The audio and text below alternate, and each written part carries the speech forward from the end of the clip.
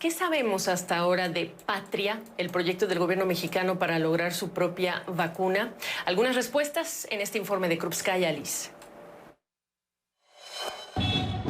México quiere participar en la producción de la segunda generación de vacunas contra el COVID-19. La vacuna Patria. Y para ello, según anunciaron este martes, las autoridades están apostando por un desarrollo en el que colaboran diversas instituciones nacionales e internacionales con el gobierno y el laboratorio mexicano Avimex. El nombre de esta posible vacuna mexicana es Patria. La vacuna Patria tiene 6 sitios de estabilización, es una nueva generación de expresión de la proteína. Algo importante que esta estabilización que genera la vacuna necesita estar en una forma como un tulipán. Cuando el virus invade, la proteína de la espícula se vuelve como una lanza. Entonces, esta forma de lanza ya no permite la formación de anticuerpos adecuados. Entonces, se necesita estabilizar la forma de tulipán. Y esto es lo que se está haciendo de manera muy importante en este desarrollo. La propuesta de la vacuna Patria. El diseño de Patria, aseguran, ha cumplido con los requerimientos regulatorios y utiliza como vector el virus de Newcastle por sus múltiples ventajas. Usa un método de producción muy similar o idéntico al de otras vacunas que se están usando frecuentemente en el mundo. Son vectores que no dan lugar a efectos adversos, son vectores que tienen una gran capacidad de inducir una respuesta inmunogénica fuerte, una capacidad de protección muy fuerte, y es lo que queremos probar ahora con los primeros ensayos que van a comenzar. En los próximos días iniciarán la fase clínica 1, para lo cual se estarán reclutando de 90 a 100 personas adultas sanas en la Ciudad de México. Está en la fase de reclutamiento. Los lotes vacunales para este ensayo ya están producidos, por lo menos los que son suficientes para este primer ensayo clínico fase 1. Esta vacuna, señalan, podría aplicarse por vía nasal o muscular. Además, por la naturaleza de su plataforma, aseguran que es posible generar vacunas contra distintas variantes del virus SARS-CoV-2 y otros virus. De cumplirse satisfactoriamente las 3 fases, que esperan concluir a finales de año, estiman que su precio podría ser un 85% menor a la vacuna más cara en el mercado. Krupskaya, CNN, Ciudad de México. Bueno, ya tenemos ese planteamiento que nos entrega Krupskaya, Liz. Vamos a incorporar a una experta. Llegó a esta redacción la doctora Lori-Ann Jiménez Faubier. Ella es jefa del Laboratorio de Genética Molecular de la UNAM, la Universidad Nacional Autónoma de México. Lori-Ann, gracias por estar con nosotros. De lo que escuchaste de este reporte de Krupskaya, Liz, ¿algún comentario que tengas? Sí, bueno, varios comentarios. Uno, yo creo que se tendría que ajustar las expectativas de lo que viene, sin duda. La noticia de que en México se pudiera estar fabricando, envasando, distribuyendo una vacuna aquí nacionalmente, esto pues es una muy buena noticia. La posibilidad de que esto ocurra es buena noticia, sin duda. Me cuesta un poco de trabajo que le llamemos vacuna mexicana, que le estén llamando mexicano, cuando realmente toda la fase preclínica que se ha desarrollado, primero el diseño molecular de la vacuna, los estudios preclínicos, nada se ha hecho en México, ¿no?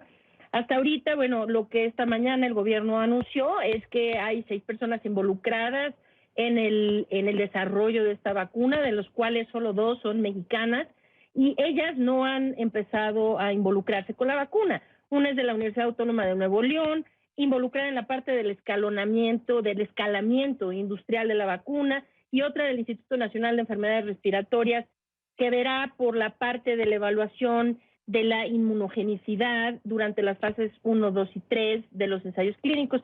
Mientras, pues bueno, han sido grupos de estudio, grupos de científicos en España, en Viena, en Zúrich, en Nueva York, desde luego, quienes han desarrollado esta tecnología. Entonces, pues un poco de trabajo saber exactamente por qué le llaman mexicanas y pues más bien se va a estar produciendo y envasando aquí, pero la tecnología pues no es mexicana.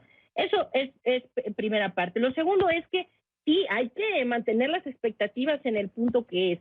Hay muchos medicamentos, muchos fármacos, vacunas incluidas, que pasan por la fase de preclínica, se aprueban ahí, pasan a ensayos clínicos en seres humanos, como es lo que va a pasar ahora con esta vacuna que llamaron Patria, le pusieron ese nombre Patria. Entonces, pasa a fase 1, de ahí a fase de ensayos clínicos en seres humanos 2 y de ahí 3. A saber, la mayor parte de los fármacos y vacunas que se quedan en el camino se quedan durante las fases 1 y 2. Llegar a fase 3 pues es muy complicado y puede llevar años. A mí me asombra un poco que el anuncio que se dio hoy estaba hablando que como si esto fuera un proceso realmente muy, muy expedito, es decir, abril y mayo fase 1, junio y julio fase 2, entre agosto y octubre fase 3 y para noviembre o diciembre estará aprobada, queriendo decir que entonces estaríamos aprobando una vacuna a mayor velocidad que una farmacéutica tan gigante como Pfizer o como AstraZeneca o como Moderna, ¿no? Es decir, que le ganaríamos en velocidad a esas farmacéuticas. Me cuesta un poco de trabajo creer que pueda ser así. Pero bueno. Y tú sabes... Ajá. No, ¿tú sabes qué? Qué bueno que marcas este punto, porque ya todas las personas y todo el mundo en general que hemos estado en medio de esta pandemia, pues estamos conociendo de tiempos desde el año pasado y es muy público lo que se están tardando las autoridades en otros países y las farmacéuticas en el desarrollo de una vacuna. A mí también me llama la atención los tiempos que se están manejando, porque además hay que hacer pruebas, hay que ver cuáles son, digamos que los resultados de estas pruebas en cada una de estas fases que ya lo vivimos. Lorian, preguntarte, dentro de lo que trae la historia de Krupskaya, dice una voz, vectores que no dan lugar a efectos adversos. ¿No es peligroso hablar de esto cuando ni siquiera hay pruebas, aun cuando se dice que se va a comprobar? Sin lugar a dudas, es muy aventurado, muy riesgoso, y yo creo que con el mal historial que tiene el gobierno de México en términos de la veracidad de sus declaraciones, yo diría que se fueran con un poco más de tiento en cuanto a lo que están exponiendo, ¿no?